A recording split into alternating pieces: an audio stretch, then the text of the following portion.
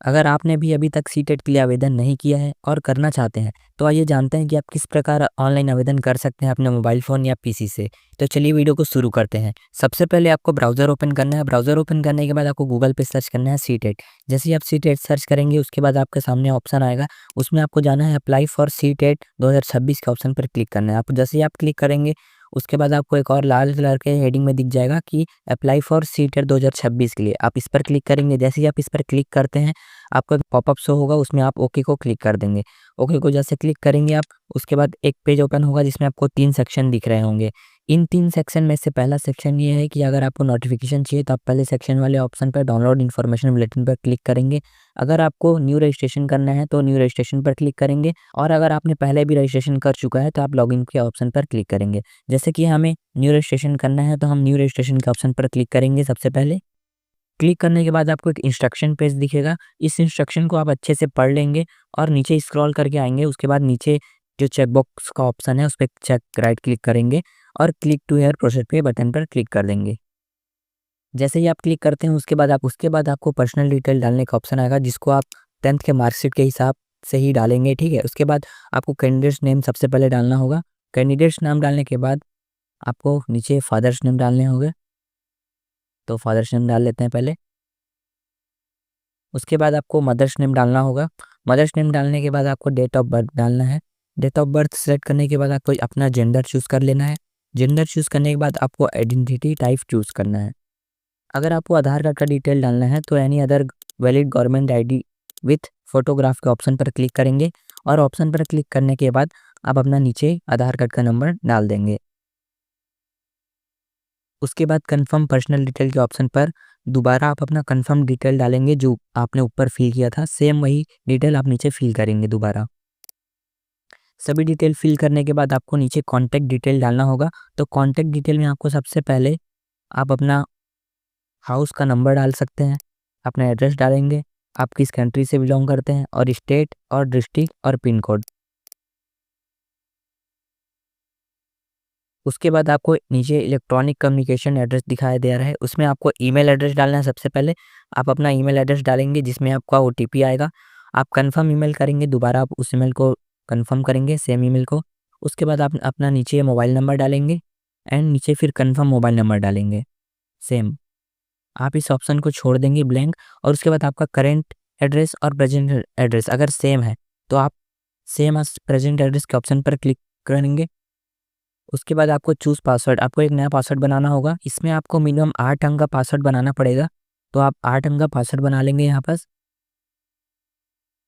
उसके बाद security question को क्लिक करेंगे। सिक्योरिटी क्वेश्चन के बाद आपको सिक्योरिटी आंसर पे आप अपने आंसर डाल देंगे। आंसर डालने के बाद आपको नीचे कैप्चा दिख रहा होगा, वो कैप्चा आप फिल करके सबमिट के ऑप्शन पर क्लिक करेंगे। उसके बाद आपने जितने भी डिटेल्स अभी आपने फिल किए थे उसका प्रीव्यू पेज ओपन होगा। आप एक बार सबको चेक कर लेंगे कि आपका सभी डिटेल सही है या नहीं। अगर आपका सभी डिटेल सही है तो आप नीचे आएंगे और जो यहाँ पास ऑप्शन दिख रहा है my name, my father's name, सब पर क्लिक कर देंगे। क्लिक करने के बाद आपको नीचे आई एग्री के बटन पर क्लिक करना पड़ेगा। आई एग्री पर क्लिक करने के बाद submit and send OTP verify mobile number के ऑप्शन पर क्लिक करेंगे। जैसे ही आप इस पर क्लिक करेंगे आपके मोबाइल पर एक ओटीपी आएगा, उस ओटीपी को यहाँ आप फिल करेंगे। फिल करने के बाद आपको सबमिट रजिस्ट्रेशन फॉर्म पर क्लिक करेंगे। क्लिक करने के बाद आपका रजिस्ट्रेशन सक्सेसफुल हो जाएगा। रजिस्ट्रेशन होने के बाद सबसे पहले आपको अपना ईमेल वेरीफाई करना होगा, तो आप वेरीफाई ईमेल आईडी के ऑप्शन पर क्लिक करेंगे। आप वेरीफाई ईमेल आईडी पर जैसे ही क्लिक करेंगे उसके बाद आपको एक कैप्चा डालने का ऑप्शन आएगा, आप नीचे कैप्चा डाल देंगे। कैप्चा डालने के बाद आपको सबमिट एंड गेट ओटीपी के ऑप्शन पर क्लिक करेंगे। आपके ईमेल पर एक ओटीपी आएगा और उस ओटीपी को आपको इस जगह पर डालना है। ओटीपी डालने के बाद आपको वेरीफाई कर देना है। वेरीफाई करने के बाद आप देख सकते हैं रजिस्ट्रेशन इनकम्प्लीट दिखा रहा है, एप्लीकेशन फॉर्म अभी इनकम्प्लीट है, तो उसको कंप्लीट करने के लिए कंप्लीट एप्लीकेशन फॉर्म पर क्लिक करेंगे। क्लिक करने के बाद सबसे पहले कॉन्टैक्ट डिटेल्स अपना कंप्लीट हो चुका है, पर्सनल डिटेल पर क्लिक करेंगे।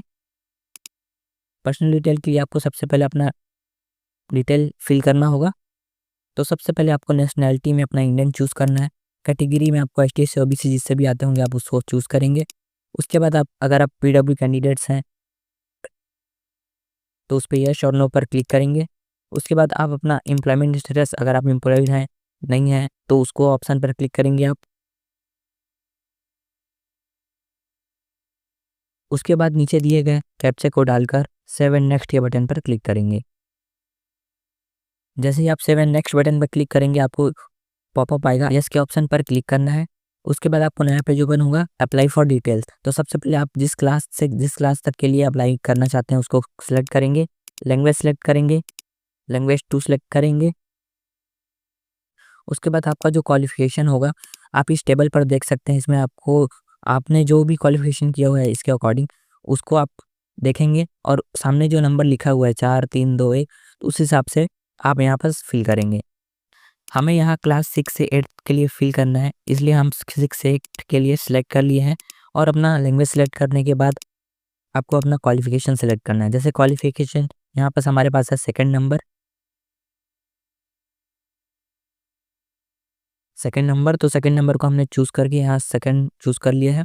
उसके बाद आपको पेपर 2 इस सब्जेक्ट से दिलाना है, तो मैथमेटिक्स या साइंस जिस सब्जेक्ट से दिलाना है आप वो सेलेक्ट करेंगे। क्वालिफाइंग एग्ज़ाम, उसके बाद आप अपना क्वालिफाइंग एग्ज़ाम चूज़ करेंगे, आपने जो किया हुआ है।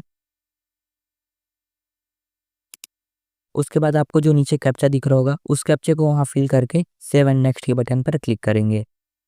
क्लिक करने के बाद आप यस के बटन पर क्लिक करेंगे।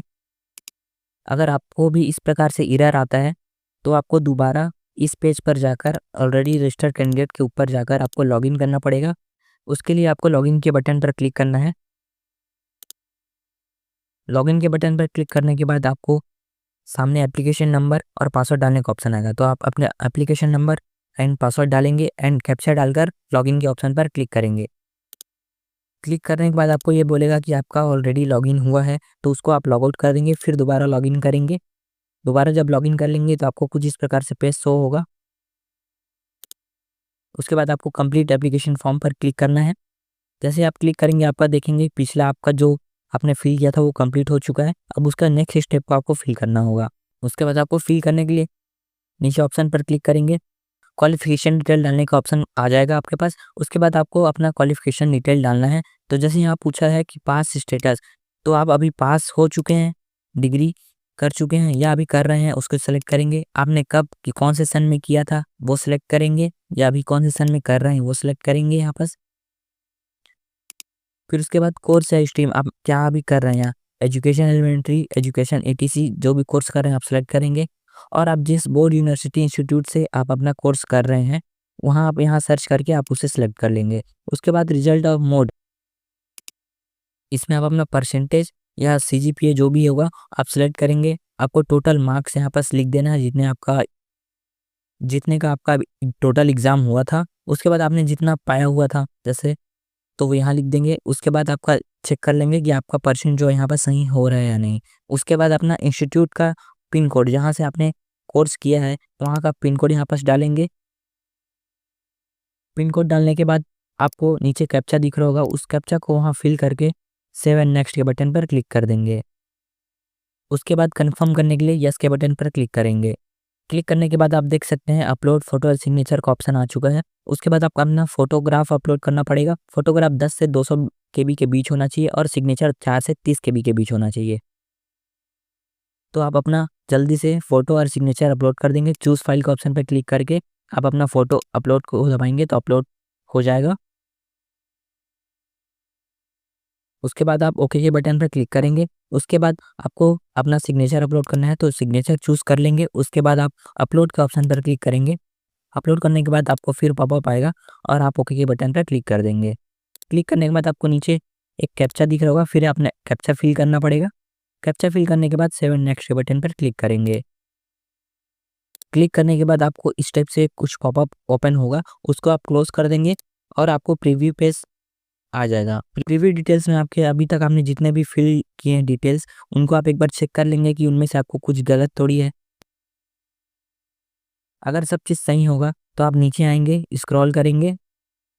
स्क्रॉल करने के बाद आपको नीचे दिखेगा चेकलिस्ट, तो इस चेकलिस्ट पे आप अपना देख लेंगे कि आपका सभी डिटेल सही है या नहीं। उसके बाद आपको सबको राइट पर कर देना है। इस बार पेपर में एग्जामिनेशन सिटी चूज़ करने का ऑप्शन नहीं दिया गया है, वो आपको सीबीएसई खुद अलॉट करेगा। तो उसके बाद आपको आई एग्री के बटन पर क्लिक करके फाइनल सबमिट ऑफ एप्लीकेशन पर क्लिक करना है। क्लिक करने के बाद आपको यस पर कंफर्म करना है और कंफर्म करने के बाद आपका पेमेंट ऑप्शन खुल जाएगा। उसके बाद आपको ऑनलाइन पेमेंट का ऑप्शन पर क्लिक करके प्रोसीड फॉर पेमेंट पर क्लिक करना है। उसके बाद आपको ओके के बटन पर क्लिक करके सेलेक्ट पेमेंट प्रोवाइडर पर क्लिक करके प्रोसीड टू पेमेंट पर क्लिक करेंगे।